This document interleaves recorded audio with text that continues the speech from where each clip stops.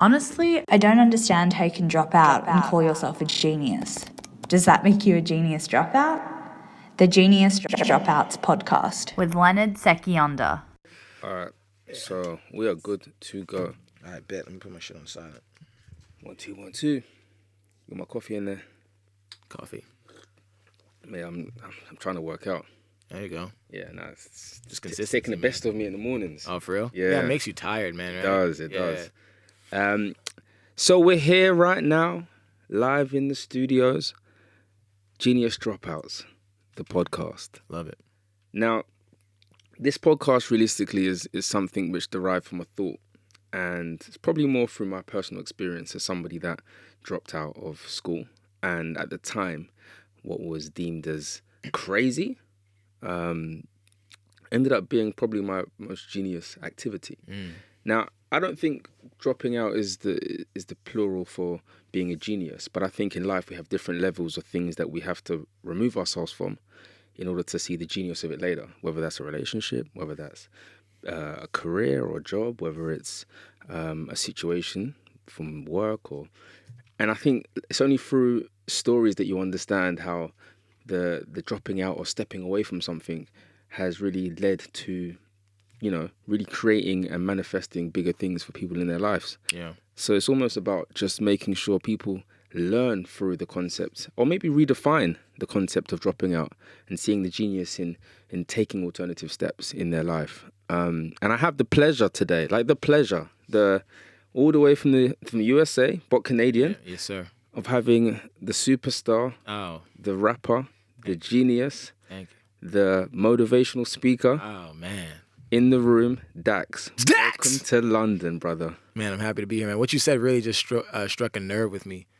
The intro you said. What was I thinking about while you were talking? I was trying not to think too much. I try not to think when people are talking. But it was like dropping out. Mm-hmm. I've always said like all the biggest moments in my life is when I've decided to like I wouldn't say quit. Yeah. I don't like that word, but like I always say it's like you have to at any point in your life be willing to give up all that you are for what you will become. Wow. So it's like for me, I have like 3 big moments in that. It was like the first one was like I was in Canada. I wanted to play Division I basketball in America. Yeah. Right. And every Canadian school wanted me to come play basketball for them. And it wasn't until I told like myself, like I was supposed to apply for Canadian college, but I told myself if I'm not going to American school, I'm not going to college. So like everyone thought I applied for college in my school, but like I didn't. I just skipped out. So like if I didn't find something, I wasn't going to school. And then I found like a prep school that let me fly out and try out. I ended up going there. And then like at Newman, it wasn't until I quit the basketball team when I transferred from D1, I quit the team because of all this shit that happened. Then they asked me to come back, and then everything changed. So it's like there's big moments in my life where I let go of who I was, and it helped me become who I am. So that shit really struck a nerve. When did you realize the genius? Is it now? Is it as you look back now, or was it at the time? Realizing my genius? The genius of those actions. So for the one when I was in Canada, when I told myself I wasn't going to school unless it was in America, it wasn't until like I finally ended up now going to prep school, and then that, once I got to D1, I looked back and I said, wow, that was an important decision. Yeah. But like just like me, like completely just saying like, no, that's not an option. This is an option. Like, and this is only what's happening. Like the world just like conformed to what I wanted to. It was dope. Wow. I think that's the interesting part, especially when you're going through those moments. They're so isolated. I saw an interview the other day, and I think as I've got older, I'm 29 now, turning 30. And I've become a lot more in tune. I say more comfortable, because I think when you first start, you're very much affected by everything said to you. In your school, if someone like your trainers, that could ruin your whole week. Yeah. If you didn't pass that test, it would redefine how you think of yourself. But as you get older, you kind of start to trust the flow of divine order. Like, you kind of start to realize there's no such thing as coincidence. That everything's connected. Yeah. Have you had any moment of realizing or kind of discovering the spirituality in this journey this far? Oh, hell yeah.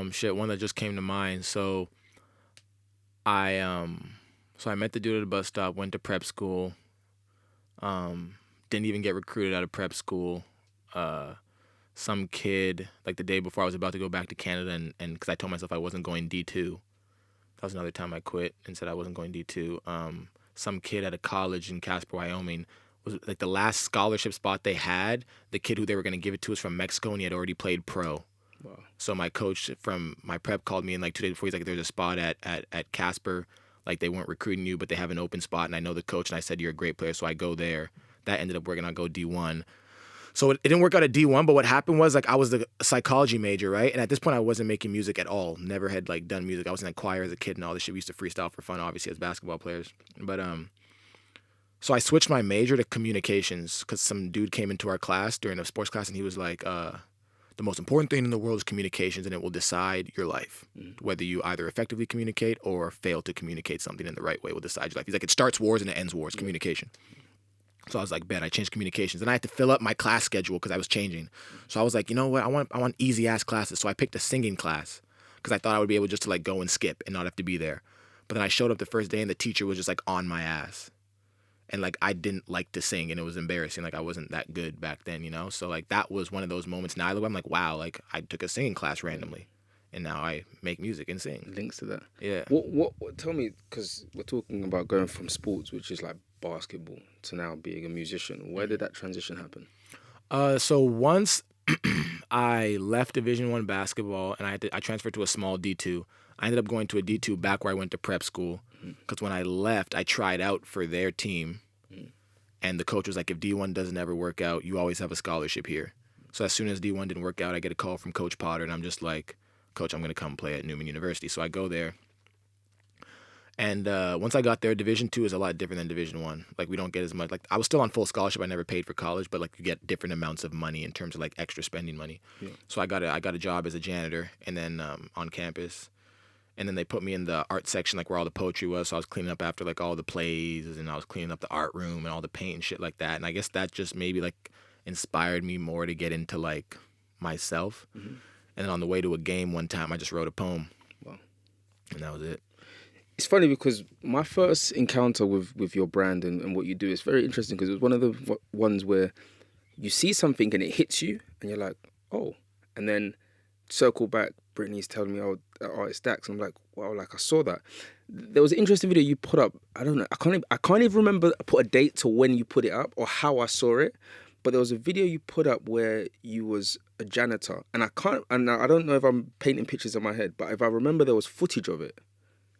Of you being in a place where, like a janitor, and then you circling back and, like, am I right? It might be like self-proclaimed too, where I put clips of like back then, and like in the video, like how I went from that and then to like, yeah. So that's what I saw. So tell me about that. What you were a janitor initially? Yeah. So I was playing college basketball. I transferred from D1 to Division II, a small private Catholic school in Kansas. Yeah. I got a job on campus as a janitor. So I was like cleaning up basically that whole building. Yeah. So I worked there for 2.5 years while I was going to school there. Yeah. So that's how that happened. But how have you got to a space? And this is one thing. Obviously, it's very obvious even on your Instagram. You're very like. It's almost like you've assumed the position of, and it stands out because it's different. But you've assumed the position of someone. People say they're motivational, but someone that has a message, right? Why is that so important to you? Because it's very clear that you're kind of not just making music, but you're pushing a message. And I think it's probably what makes you stand out, because it's very clear that you're owning that message. And to the contrary, especially in the music industry, that can come out a bit to the left because people aren't that positive. Where does that come from with you?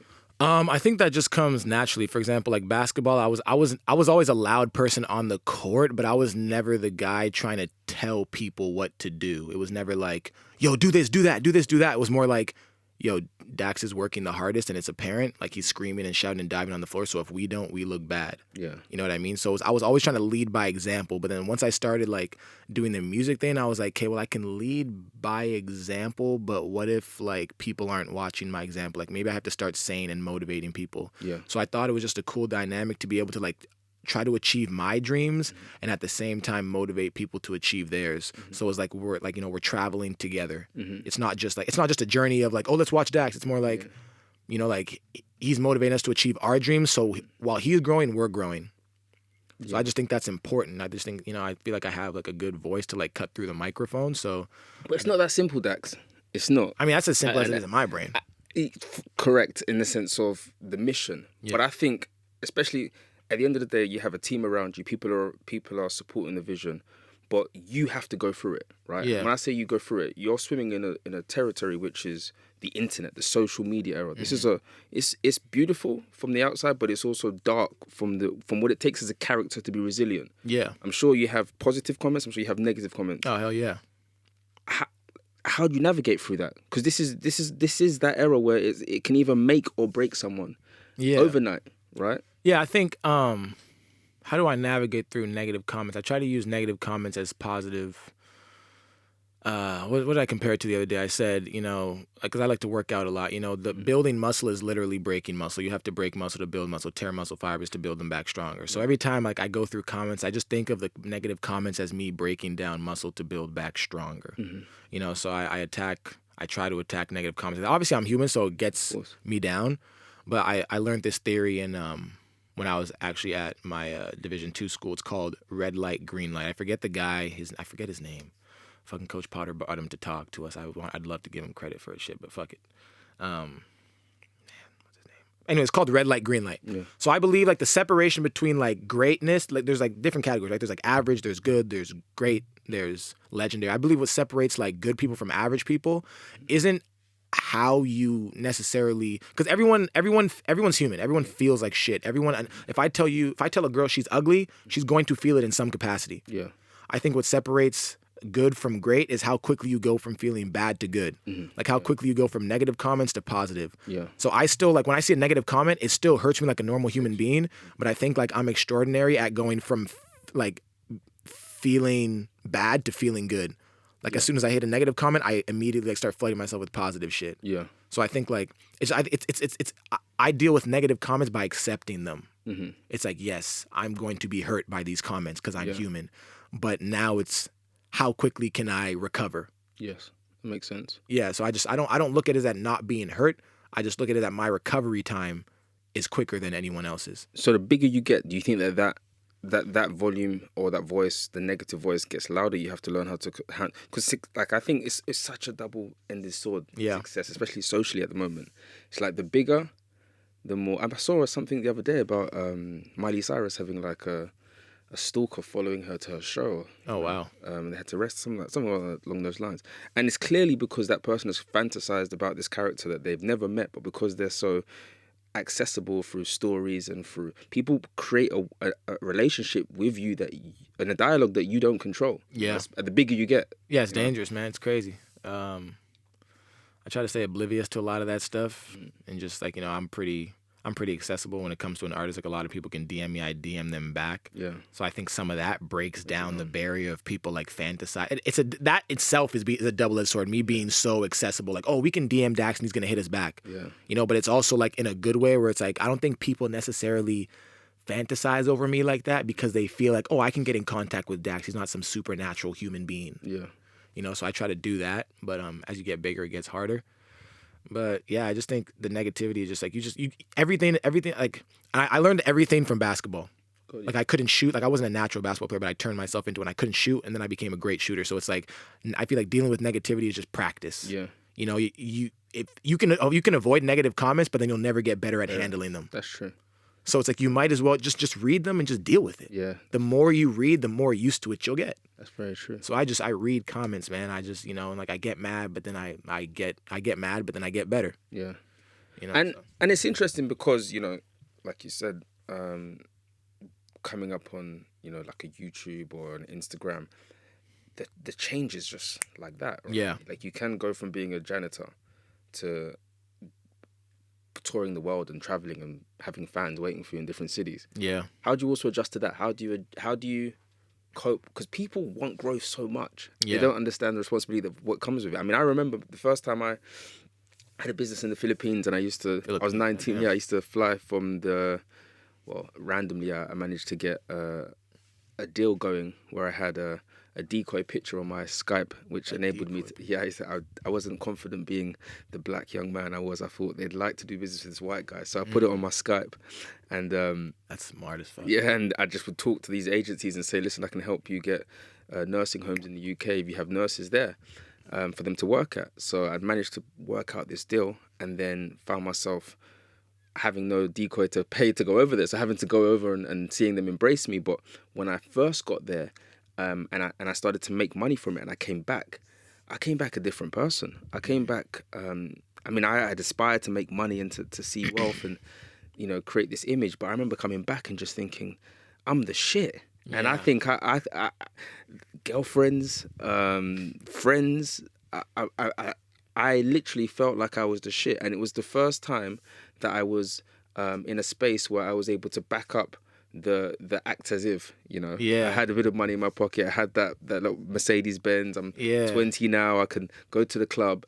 And I was so unaware of how I had to adjust with that responsibility, because you're spending like this, you're partying like that, you've lost your principles, you've lost your scores. And when my business, that business per se, got cut down because of immigration, I fell flat. I was on a sofa. I went all the way to the bottom, right? Yeah.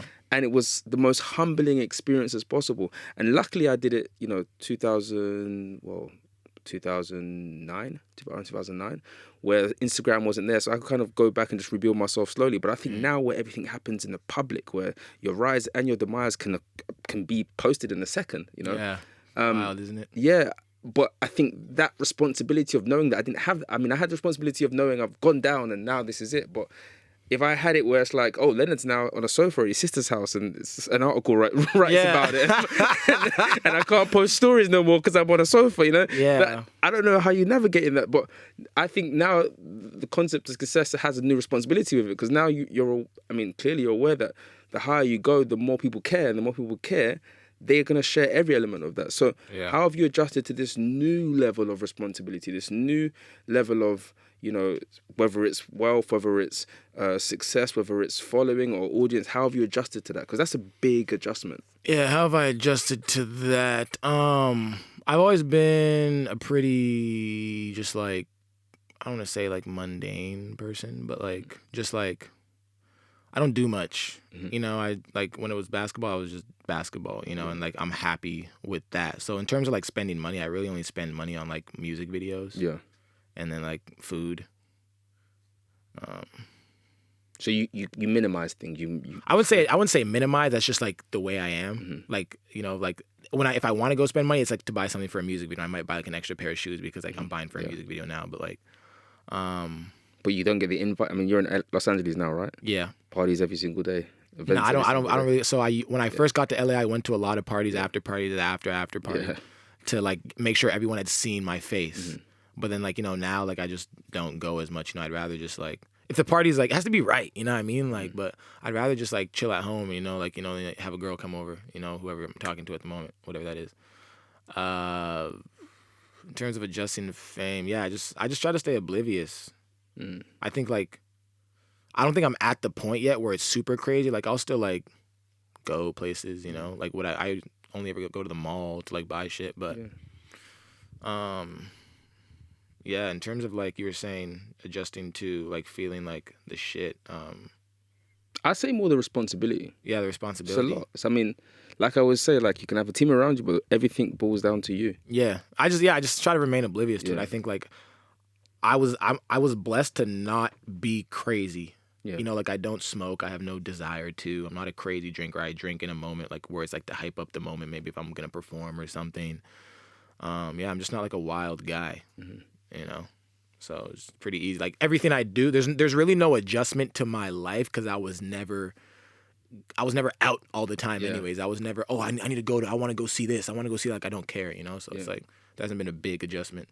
So what is the goal for Dax now? Where do you see yourself, and what are you building here, legacy wise? The goal has always been to put something into the world that's gonna last forever. Mm-hmm. I think everything falls under that umbrella. I want to be one of the biggest music artists in the world. Mm-hmm. I want to be considered. There's a bunch of things I want to be. I want to be one of the biggest music artists in the world, all genres. I want to be considered one of the best rappers of all time. I want to be widely regarded as one of the most influential people. I would say respected by my peers, but no, that's not really. That would be nice. I would love to be respected by my peers, but I know that's hard. You know, if people don't know you personally, they just go off stuff if they hear, so that's hard. But it'd be nice to be respected by my peers and just a lot of people in general.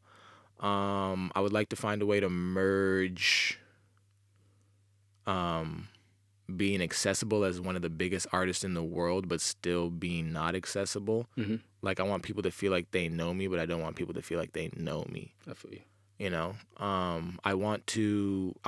biggest thing, I want to motivate a lot of people. I hate the idea of mediocrity. I hate complacency. I just hate I hate when people try to act like, yo, this is the caste system and where you're born is where you stay. Mm-hmm. Like I was just in India, so I saw that like the outlook of like the country, and it's hard, Mm-hmm. you know, for people who are born at a certain rank to rise. But for the most part, I want to motivate people to like, you don't have to die where you were born. So that's a big thing for me. Yeah, and just changing people's thought process, man. I just feel like the world is so full of just like I don't like to use the word mediocrity, but just use of just so much just like people just like the acceptance of just like not being shit. Yeah. You know, and that just like makes me angry. You know? You know, like the music business is a very harsh business, right? People come, people go, and people make really big hits and have the success, and somewhere at the end of the road, there's no insurance policy and money isn't as fluent as possible. What are you? And we've seen it this over the past couple of years. There's been an uprise of like musicians becoming more entrepreneurs, building their own empires and trying to diversify revenue, because you know the greater the message, the more infrastructure you need. Facts. What are you doing differently to ensure that you're not going to just be depending on your music to financially support you?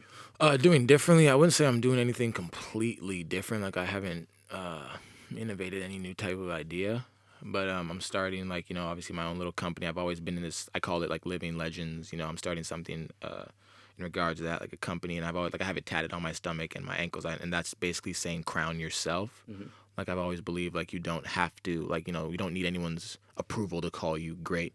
Mm-hmm. So I've been like, you know, my mom started calling me great, and I've been calling myself great, you know, by her, you know, attachment. So I got Living Legends. So that's going to be a company I start. And within that, there's just going to be a lot of different things. I don't know if I'm going to start signing artists. I don't really know if like that's what I want to do. I might have someone else do that, like Brittany may do that. But like, yeah, just a company, and yeah.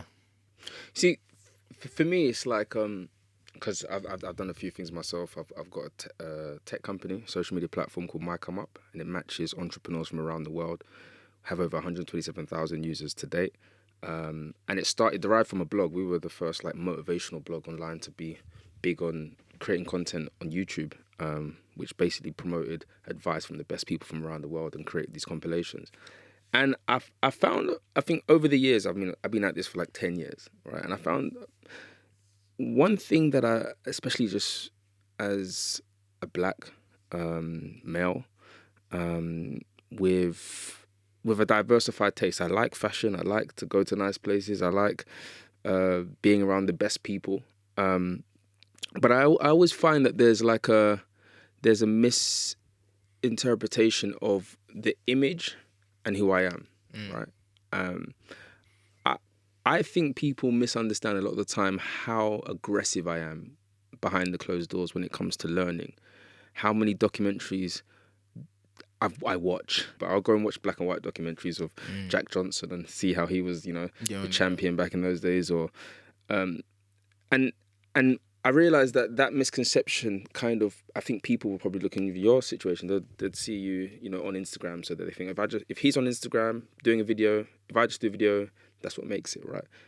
But there's always more depth to the person. There's always more, there's more behind it. Even when you say, you know, you call yourself great, you know, that's a free ability for anyone to do. Yeah. But what do people misunderstand about you that you feel? I think right now there's like a big just like misunderstanding going around, you know, on the internet with Dax, that I'm just like, some people like, I don't know, say I'm a bad person because of some like decisions in the past and things like that. And I think a lot of those narratives have been created by other people. Some people would probably say maybe he's like overconfident or cocky. What else? I think those are probably the most two. And I try to sometimes I try not to like worry too much about things I can't control. I think no, but that's the misunderstanding. But what is the truth? I wouldn't say. I don't think I'm a mean person. I think I'm very nice. I think I'm a very nice guy. I don't think don't think I'm cocky. I think I'm just assured in myself. I think, and I just try to like tell people like, you know, you get like, instead, like people like will call you cocky, but then it's like, this is my thing. It's like, I've always like tried to like, yo, what is this person doing that's successful that I'm not doing? And how could I implement it into my life? Yeah. So it's like, if someone's doing something and they're being successful and, you know, you're not where you want to be, but you're criticizing them for it, like, why don't you try to see how you can implement some of their tactics into your life? You know, like, you should, I learn from people who are above me. Yeah. For 95% of the time, I don't learn from someone beneath me. Yeah. You know, it's like, I'm not going to ask Shaquille O'Neal how to shoot a basketball. Mm-hmm. You know, I watched Steph Curry, I watched Ray Allen, I watched Reggie Miller, I watched those guys. And it was never like, you know, Reggie Miller talked trash. Steph Curry doesn't talk as much trash. But it's like, you try to see what they're doing and how can it implement, you know, and work for you as you're growing. So I think, I mean, if people want to call, you know, it cocky, they call it whatever they want. But it's like, just try to take what people do, and if it's working for them, see how it can work for you in your own way.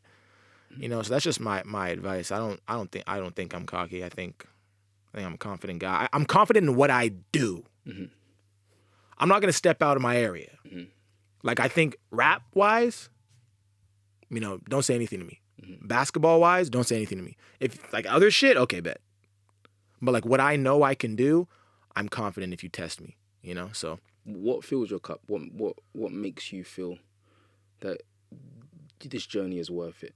What makes me feel that this music journey is worth it? Definitely just the messages from a lot of people. Like when someone tells me like, yo, man, like your music is the background when I'm working out.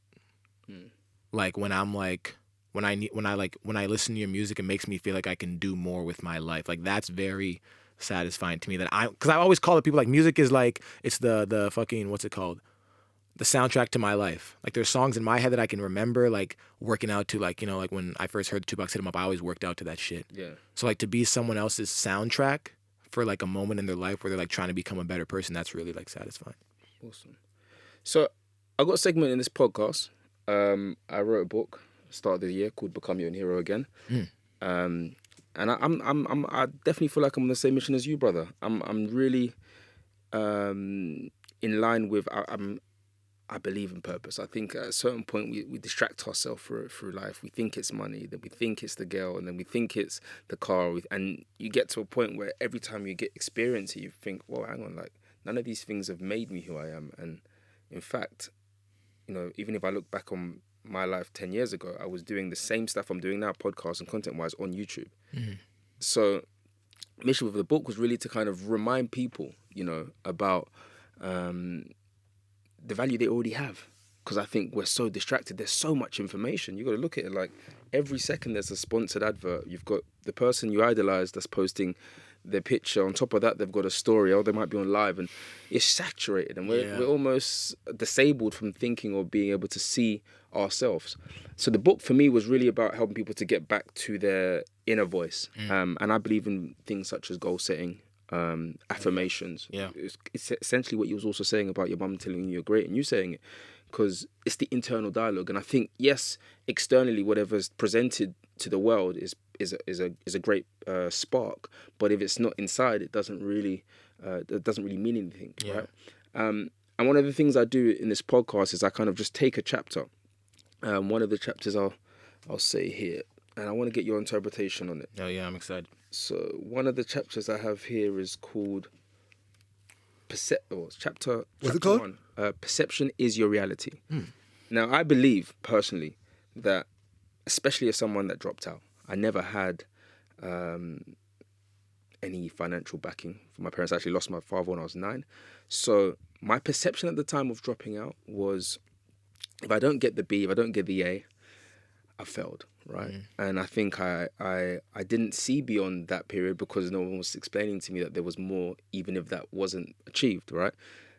But as I've become older, especially when it comes to writing goals and affirmating every single day and literally living in a space outside of the realm of my current situation, whether I was broke at the time or I was on a sofa, believing that I was getting to that spot, to me, helped me to alter my reality.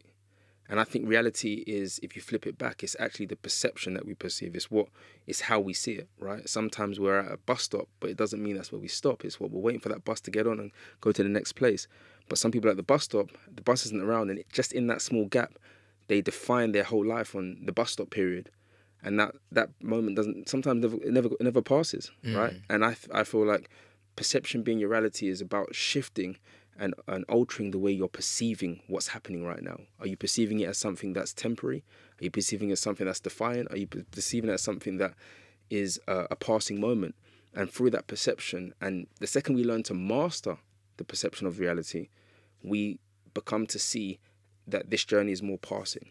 You know, we start to realize, well, hang on, I'm in this moment, right? But I have to go through this moment. But not only do I have to go through this moment, but I have to go through this moment, but believing in the moment I know I want to come. So for me, that chapter was really about making sure people digest the concept of perception not being what you're told, what you see, what you feel, what you smell, but really what you believe. Right? Have you ever had anything? Yeah. What was what's on my mind right now?